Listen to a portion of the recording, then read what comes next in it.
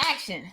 Welcome to the Destination Kingdom podcast, where one friend sharpens another. and culture meets Christianity. I'm your host, D. And I'm Key. So welcome, real friends. Thank y'all for tuning in again. We are a bi-weekly podcast hosted by two friends, D and Key. And we're on a mission to make sure that Christianity and culture meet, because you cannot impact what you are not a part of. Hallelujah. Right. Definitely said hallelujah. Look, that's fine. Anywho, so look, let's just jump into it. So I think maybe like 2 episodes ago we introduced Thing About It. So we're gonna pop that back off this episode. So hurt people. So we're gonna talk about a whole bunch of hurt, y'all.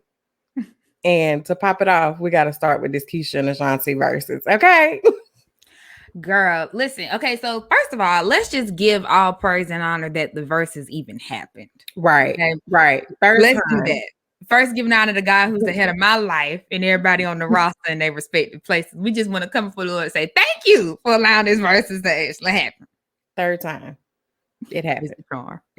Yes, third time is a charm, and it finally happened. So here we are. Yeah, I enjoyed it. It was very nostalgic to me.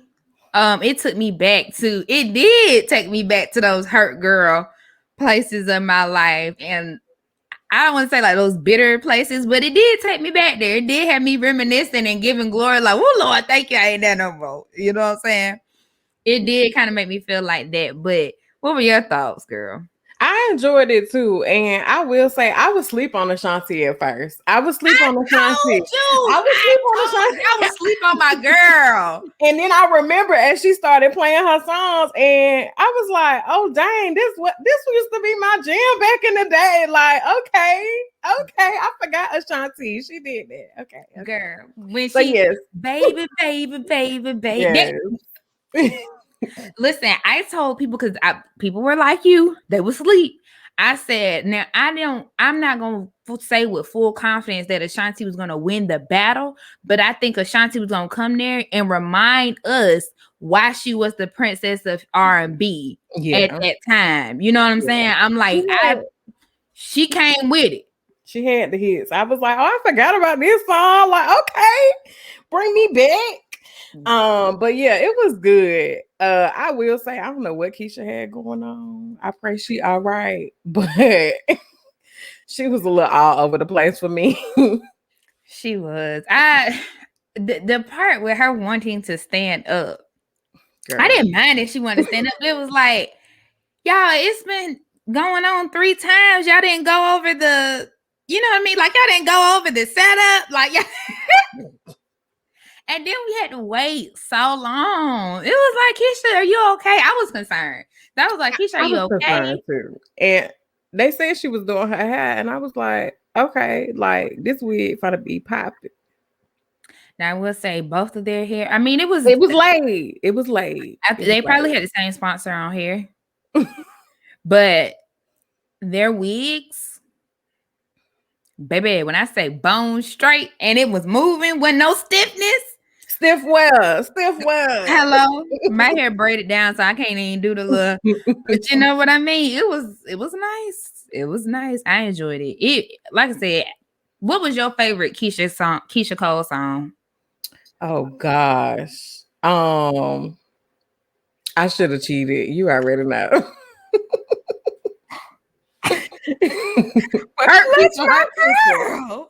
Hurt people.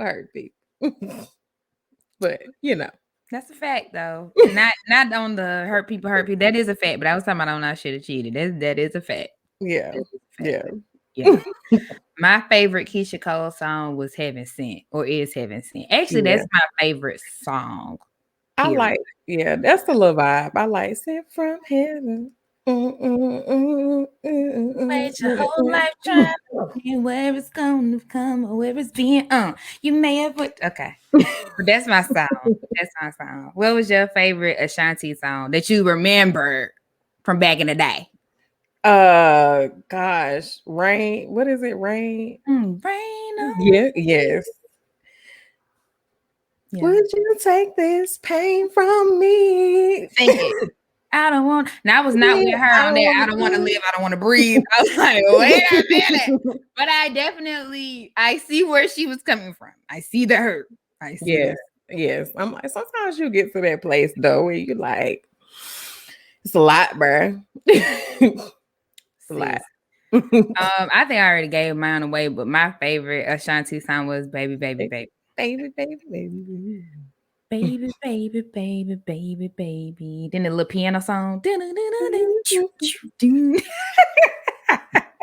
That's my song. That's my song. So shout out to Keyshia Cole and Ashanti. Y'all did the verses. We enjoyed it.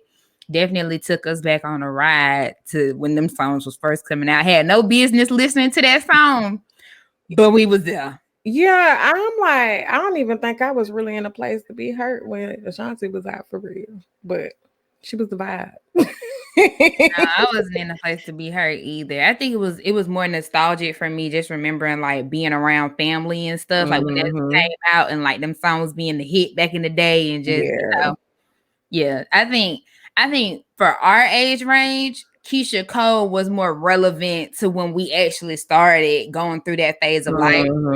Yeah, but you could always put Ashanti on your little mix CDs from back in the day. Yeah, I went. You remember when they used to have Power Fest in Augusta? Mm-hmm. Yeah, we went. And Ashanti came one year. Me and my sister. What she said? What's that song? I got that good. That video was a bomb. It was legit. I actually liked that video because she had the little Coke bottle rollers in her head. I feel like I'm dating myself on this episode, but y'all listeners, y'all around our age, so y'all know what I'm talking about. And that's the one when Nelly was in the video. I was gonna say, and if you don't know, go look it up. Okay. So let's get into the thing about it topic. Jasmine Sullivan's new album. Yes, ma'am. I'm here for it. Okay. I will say when I first listened to it, I feel like every woman in some way, shape, or form can relate to every tale.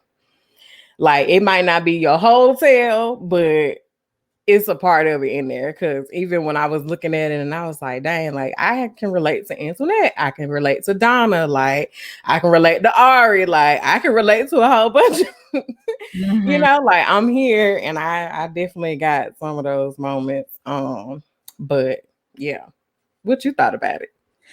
My favorite tale was Antoinette's. Yeah, my favorite tale was Antoinette's. There was a piece, like you said, that related to everybody, and I was late listening to the album than everyone else. So once I did hear it, I was like, okay, let me just get this a little. I love Jasmine Sullivan. I was hyped. I just was going through some things, so I didn't listen to it. You got to make sure you're in the right space to hear certain songs and hear certain music. But when I heard Antoinette's tale, I was like, girl,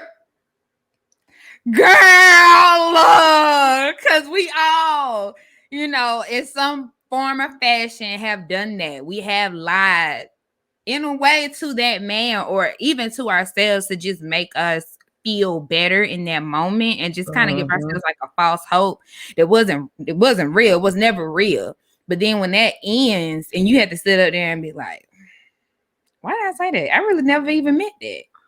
But then you got to go through breaking that soul tie. You know what I'm saying? Like, I said this mess and I never even meant it. You know what I mean? But just trying to make that person feel good in the moment. So, but my favorite song off that album is Pick Up Your Feelings. Yeah, definitely. Definitely. When sis was just talking about, like, I put a lock on the door where my heart once was. And she said, I made my peace so you can run them streets. It's a couple other things that she said in there. But that whole, first of all, before we begin to the lyrics, can we just acknowledge Jasmine Sullivan's lower registry? Can we though? Her range overall in general, like Jasmine is the queen. That's all I gotta say. That's all I gotta say. Like her range is, yeah, amazing. It is. Like I love when she does the little runs and oh my gosh. I have loved Jasmine since she first came out. And I have been waiting on this album for a long time. A long time. We hadn't even graduated college when Reality Show came out. I think that was like 2014. So it's been almost 7 years. It's been a minute. And I'm like, everybody like, where Jasmine at? Where Jasmine at? Jasmine was working, okay? Girl, and Jasmine came out with a new body, new man, new lyrics. I'm like, did. Yes. And we ain't gonna spend too much time on this particular one, but I enjoyed her having various women on there. And I love that her and Ari did do something together because they both have that like neo soul type vibe to them. You know what I mean? Yeah. So I appreciated that. What was your favorite song? I definitely like Pick Up Your Feelings. So that one. But also Girls Like Me, like I feel like that's so relatable. Like in the beginning when she talked about I created a Tinder profile so I can return you to your sender. And it's like, yeah, like I can relate to that. Like I done been hurt and now I'm like, oh, you out here with such and such, like I'm finna go get on Tinder. I'm finna be with somebody. Yeah, look, exactly. Because if you thought then nobody want me. Exactly. Stop. Somebody did. Everybody did. Actually, I was just putting them on hold because I was with you. Right. It's so funny though. I always say this when I'm like, when you get a relationship, it's like, oh, folks be in the inbox. It's like, where you come from? They be in the inbox. Radar. Like, oh, she's off the market. Let me go check it. That's it. Slide in there some kind of way. So folks always want it. Let me find her. I'm dropping the pin, which is indicative of a mic right now. I said a whole word. You hear me? A whole word, sis. So if you have not caught on, today's topic is definitely going to be about hurt people. Right, clearly. And when we were in that season of being hurt, I know I've been in that season multiple times and it's just not fun. But I do remember there was one time, which was, I think, the last time I was hurt to that magnitude, where D and our other best friend, y'all hear us mention her all the time, but our other best friend, like, they were concerned. I remember our other best friend and her boyfriend, they came and sat me down one day. I was like, what is I had a couple people come and sit me down and I was like, am I really this hurt? Yes. It was just like, they just kind of said some things that were, I didn't realize how much I was changing and how much I was allowing the hurt to impact who I was as a person. You know what I mean? I would say, like, I was brokenhearted. Like, you talking about, let me tell y'all, Toni Braxton, 7 whole days. 7 whole days. Not a word from you. Let me tell you, that was on repeat in college. Okay, that was on repeat. And it was not my whole college career. I'm just saying in that season. But I really had to like take a second. And I think that's why for me, Jazmine Sullivan is so pivotal for me and so inspirational, because there was anybody knows me knows I love R&B. And there was a period of time where I stopped listening to R&B to try to get myself out of this rut. I was like, I don't want to hear no love songs. I don't want to hear, it was either gospel or trap music. 2 very extremes, but that's what it was. You know what I mean? I don't want to hear nothing about no loving nobody or nothing like that. I'm trying to hear some John P. Key or Cher, or I'm trying to hear, at that time, Round of Applause. Okay? So now had a flashback. I knew exactly where he was. Just let me come in. Let me tell you something. Okay, we're going back to the ratchet days. But when we used to, do you remember when we used to be in the club and you hear the dinner, and then for me, it was when I heard the chip bag crush, and I heard the burp. I was like, oh, thank you, Lord, for saving us. Right, deliverance is real. Okay. So what was it like for you, D? Oh, yeah. Oh, your hurt. I didn't forgot what we was talking about. I just switched it over, child. Clearly. But no, like I think like how you were saying, like you get to a point where it's like you so caught up in that hurt and you like, I'm gonna do whatever I gotta do to get rid of this feeling.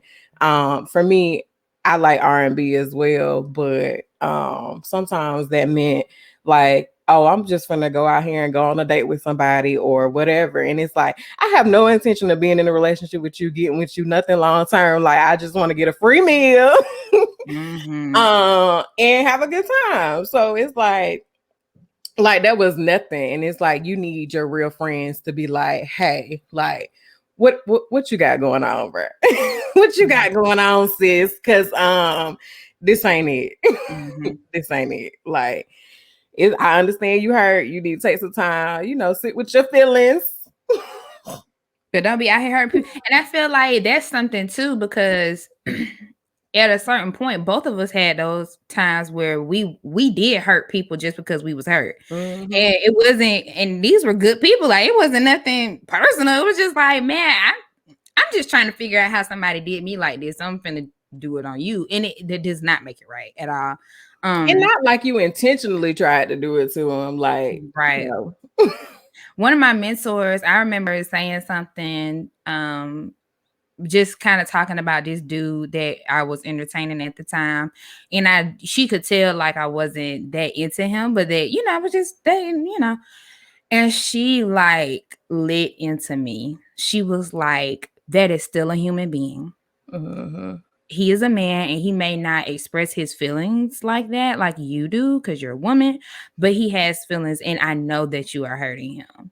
And I was like, whose side you on? Right. And he ain't hurt. We'd be quick to say, he ain't hurt.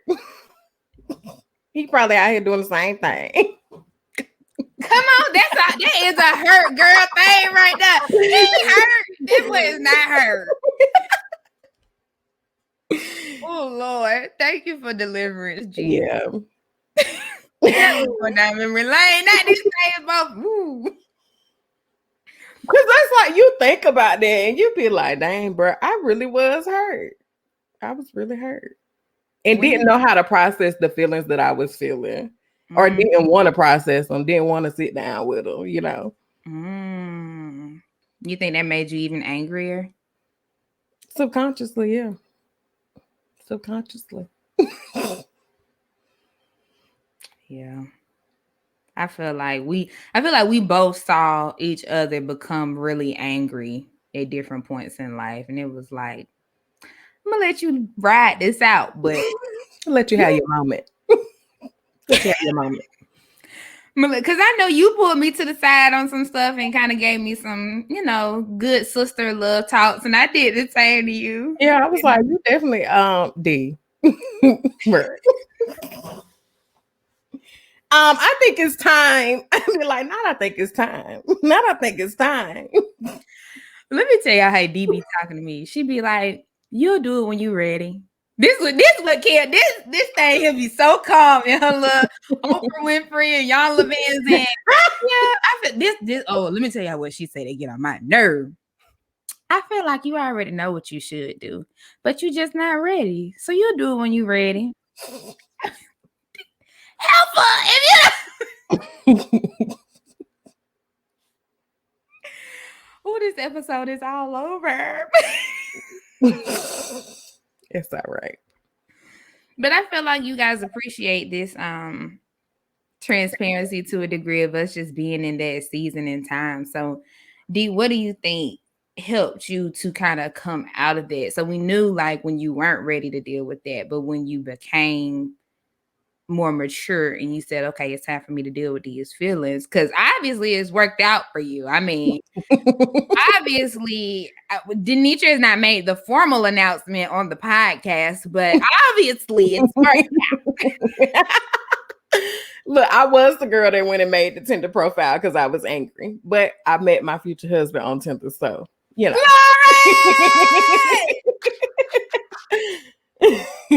So when we say future husband, what is he currently? Fiance. But anywho, I will say, like, when I got to that point, I feel like everybody gets to a point where you get tired of going out on dates for no reason, sleeping with people for no reason. Like, you get tired of the same old.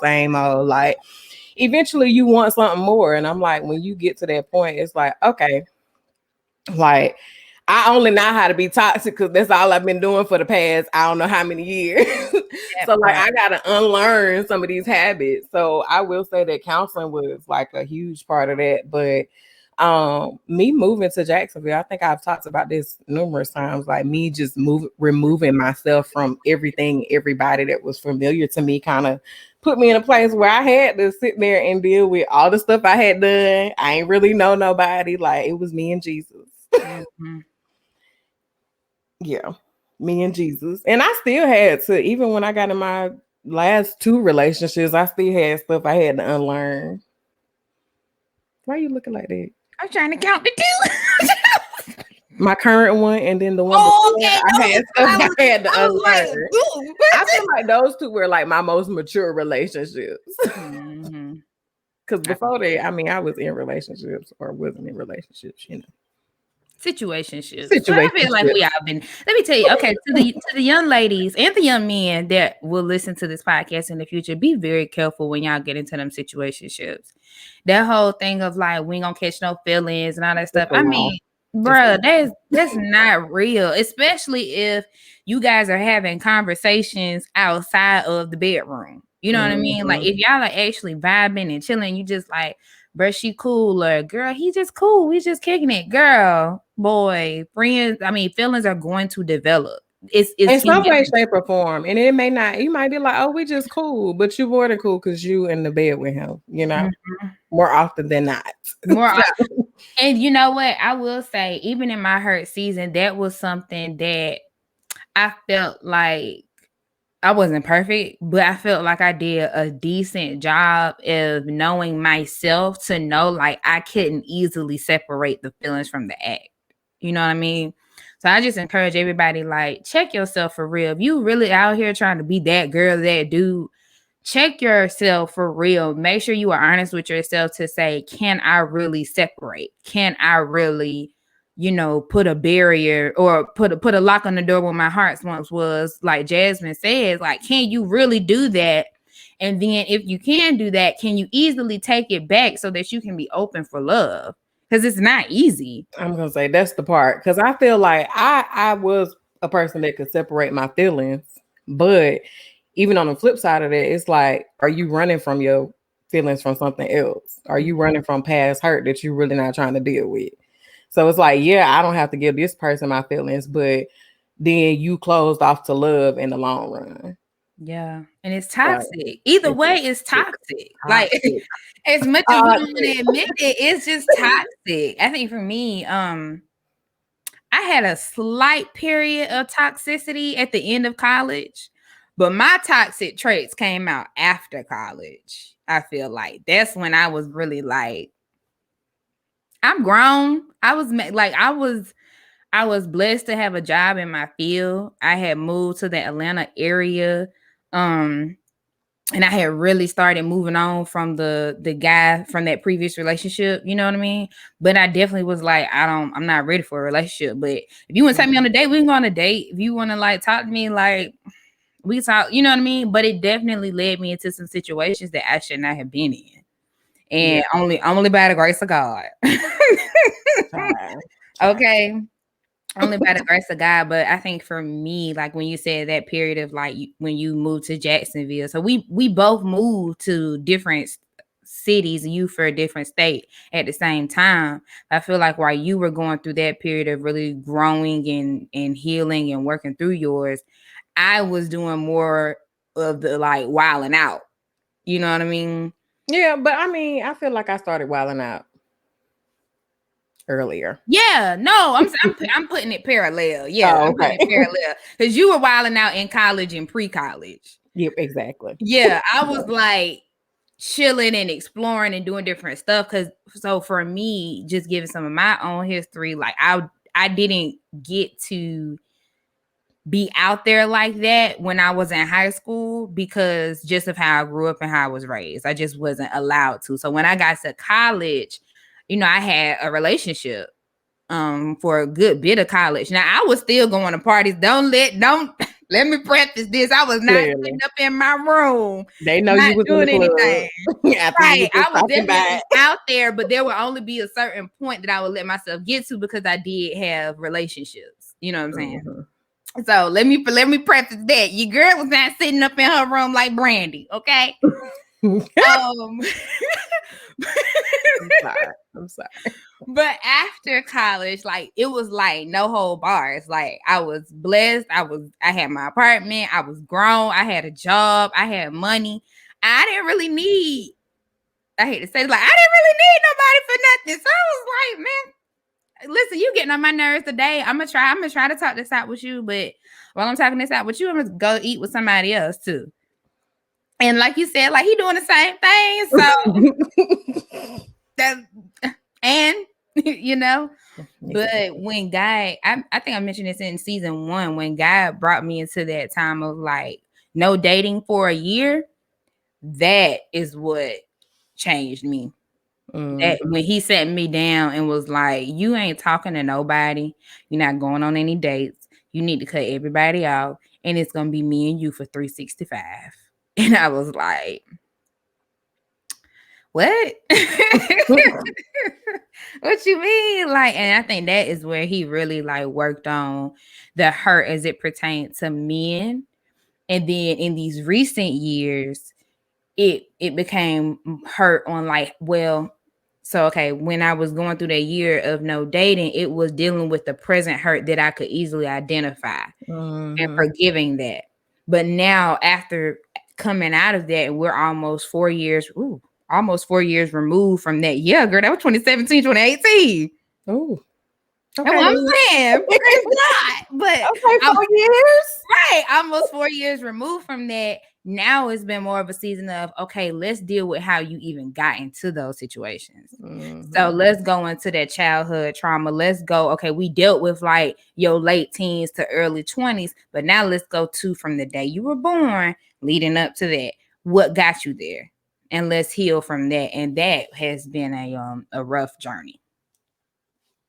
Yeah. Yeah. I think that's a rough journey for anybody. Like when you have to go back and think about, because it's like, I think I told you this before too. Like sometimes you block out stuff. You be like, that ain't happen. And then it be like, when you going through therapy and dealing with stuff, it's like, wait a minute. I think this happened. And I'm like, or sometimes like he'll be like, but no, like that did. And I'll be like, I don't remember. I blocked it. I mentally blocked it somewhere. So, yeah, you bury stuff, which is nice, but eventually you got to unbury it and deal with it. Yeah, that'd be the rough part. Because you be like, oh, that really did hurt my feelings, huh? That really did impact me. Oh, that's why now I say XYZ. Or like, I'll give this example too, because I always grew up in a house where I knew I was loved, but we never actually said, I love you. So when I got into a relationship where I actually did love somebody, it was hard for me to say like, I love you. Like my actions show you that I love you. Like, why do I have to tell you I love you? Like that was a big struggle. So, it's something as simple as that sometimes shows up years later. And it's like, I trace that back to my childhood. Like I knew my parents loved me. I love them too. But like, we ain't never be like, oh, I love you. That's deep. Bruh. Ain't it?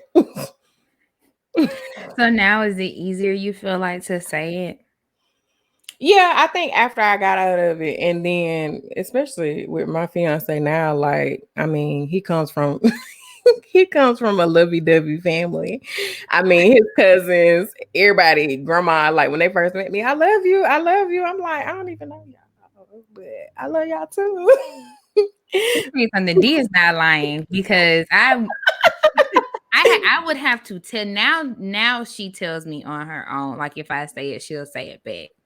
But her and our other best friend, I had to train them to I have a thing for like I always try to tell people that I love them before you just never know when your last time is gonna be talking to somebody. Mm-hmm. I just always want to make sure that's on the up and up with me and somebody that I really, really care about. Right. So I would be like, all right, y'all, love y'all. And they'd be like, all right. They'd be like, excuse me. Sometimes I would not let them leave my presence or get off the phone. They'd be like, oh, love you too, Key. Love you too, Key. You know, but now I feel like sometimes y'all still trying to give me attitude. But now it's like y'all willingly say it now. I think in the almost 10 years that we've known each other, like the three of us, me and Dee have known each other for almost 14 years. But now like sometimes Dee will just send a message and say, I love you at the end. But I feel like it's because in those moments, like she'd be like, okay, she's like going through and I can't physically be there to help her or, you know. And our other friend, she does the same thing. Like, but she'd be like, I love you, bruh. I love you too, so I love you too. But Right. like Denitra will send like a nice card or flowers or a text message and then say, I love you, I'm proud of you, or whatever at the end. So I mean, I definitely have seen the growth within UD and it's been a beautiful my baby growing up. I can't. We all growing, child. We all growing. We all growing. Will come a long day from round of long day, Lord, a long way from round of applause. We both have Jesus. I said we. Oh, okay. All of us, we used to be together. But yes. Look, you got anything else? Because no, I think this is a good place to stop. I think y'all got a little bit more. I mean, I think y'all got still a balance of righteous and ratchet, but y'all definitely got a lot more ratchet on this episode. But we hope that if you are going through a hurt time and you are just kind of processing those feelings, that you know that it's okay and your real friends are here. If you want to reach out to us or ask for prayer or whatever, definitely reach out to us. Our email is realfriends@destinationkingdom.org. You can reach out to us on Instagram, Twitter, and Facebook at Destination Kingdom on all platforms. And just know that you are not alone, young man, young woman. You can make this. You can make it out of this, and we love you very, very much. Definitely. Like we all been there. If you need somebody to pray for you, just look. Want to update us on how you doing, what's going on, feel like you can't talk to nobody, definitely reach out to us. Yes. And don't forget to like, rate, and subscribe to this podcast. Make sure you share it with a friend of a friend of a friend. So we can go ahead and maximize this impact. We love you guys and we'll see y'all in 2 weeks. See ya. Bye.